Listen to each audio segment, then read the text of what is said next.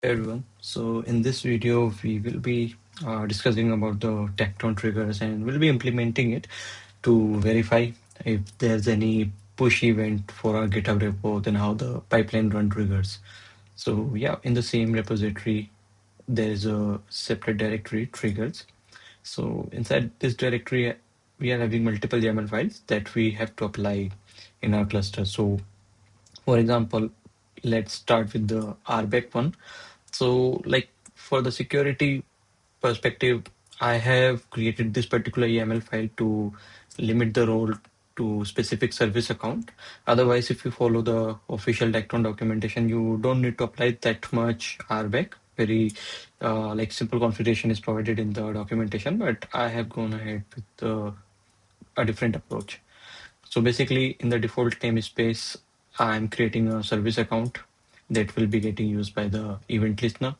And I'm creating a role for it. So in this particular role for that service account, we are giving it permission to create, list, get, and watch over these particular two resources, which are coming from this API group. And similarly, for few other resources, we are giving permission. And then we have the role binding for that service account so that we can bind that service account with the newly created role. And then we have this cluster role as well, as like cluster role is required to grant access to cluster level trigger resources. So that's why. And after this RBAC part, we can move to the trigger binding. So trigger binding is nothing but trigger binding just extract these required details from the payload, and like basically that payload is just the request that event listener gets whenever any push changes to the GitHub repo. So in this particular trigger binding, we are fetching for the Git repo URL, the repo name, the branch, the Git reference, and the pusher name, like who pushed the changes. And then comes the trigger template, which is kind of a pipeline template, we can say, pipeline run template. So here in this trigger template, the same parameters are there, like the values that will be extracted from the payload with the help of trigger binding. So the repo URL, the repo name, revision, reference. So default value is given if there is no value for this in the payload, the pusher name, and all these things. And then the resource template, which is basically the pipeline run. So the pipeline run that gets created if any changes are detected by the event listener, then pipeline run will be created with this particular name in the starting and followed by whatever the resource is there.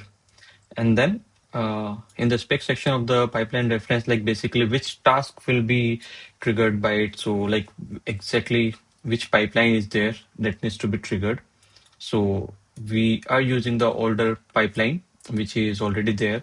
So if I run tgn pipeline list, so as you can see, this older pipeline is there from our previous session, code quality pipeline. So this is getting referred here and the parameters are passed down here. And then finally comes the event listener. So in the event listener, we are providing the same service account that we are going to use. And the triggers is like the GitHub push trigger here. And these are the default values. Like for reference, we are using GitHub cluster interceptor here. And the parameters like the secret reference basically. So let's say if any changes are there on the GitHub repo, then this particular webhook must be having some kind of credential to authenticate to that particular GitHub webhook, because in the GitHub account you will be creating that webhook and you will be getting a secret. So that secret needs to be created in your cluster with the correct credentials and all. And here the event types is push. So anytime there is a push event on the GitHub repo, this will be triggered. And these are the like default values from the documentation, like basically the filter only trigger for pushes to main branch, and like all those things are in the documentation.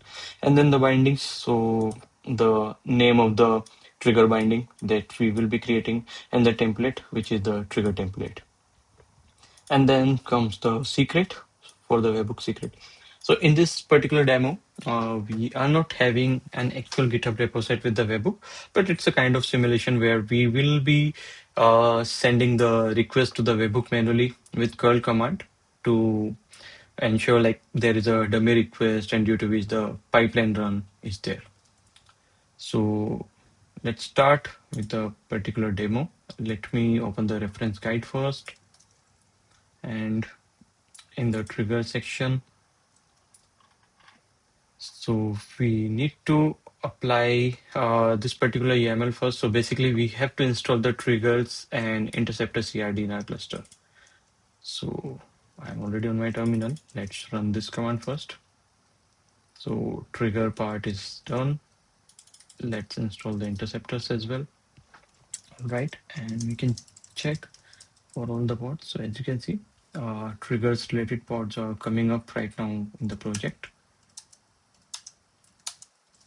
And after that, we can run this command to monitor whenever the pod comes up. Okay, so the pods are already up. The trigger controller one is the main pod here, so which is already up. And now we can apply the YAML file. So basically the webhook secret first of all. So I can go to my repository first and the triggers directory then. So we have that webhook secret file. It's nothing but a dummy secret and we can apply it. And after that the RBAC file.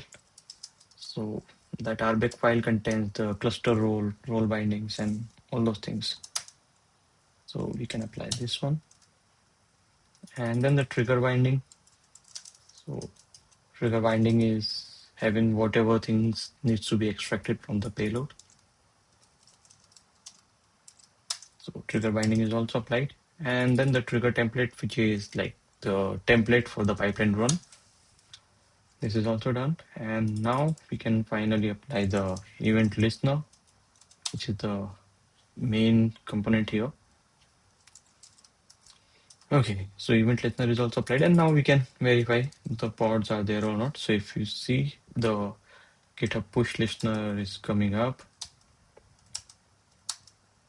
basically it's like the event listener,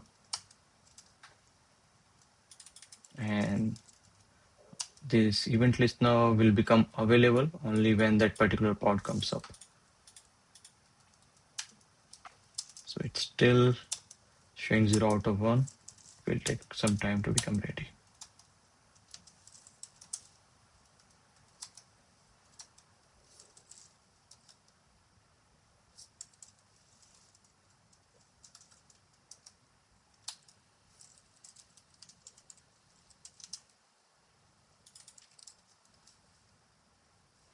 Okay, let me switch the project once, or I think that's up already.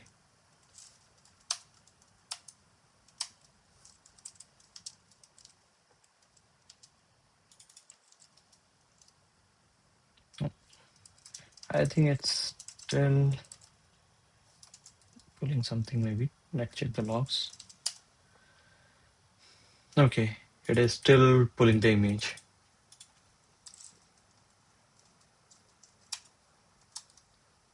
Yep, we need to wait for it to complete the image pull. And then once the pod comes up, the event listener will become ready.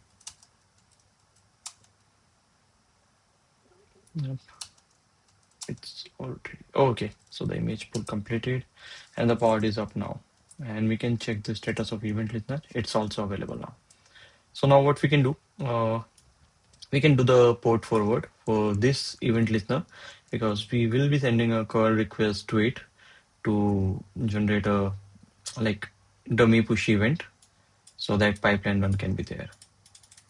So if I run kubectl get svc, there is an event listener like push listener service, and we are doing that port forwarding so we can access it locally. And with the ampersand, we are making sure that it runs in the background. The port forwarding is going on in background. Okay. So we are just passing some of the environment variables like the payload. So basically in the payload, we are referring to the main branch, the head commit, random head commit, the repository, the URL, the pusher name, and all. So this environment variable is exported, the secret, and the signature part as well. Okay, once that is done, we can run this curl command. So basically in this curl command, we are sending request directly to port 8080, which we just forwarded, like port forwarded for the event listener service. And the content type application JSON, the event type is push, the signature we exported, and the payload. So yeah, okay. So we have executed this and we can see the output is also there and it is accepted. Upload completely sent off. So now we can check for any new pipelines. So as you can see, this new pipeline is there, pipeline run. And the another one, so build and all. So like these pipelines are just normal, like that code quality pipeline run, similar to that. So it will just do that code quality check and all. As you can see, it's doing the same thing, generating the report and all. So that pipeline run is already completed now. Yep, it is interested. So yeah, that was all for the event triggers.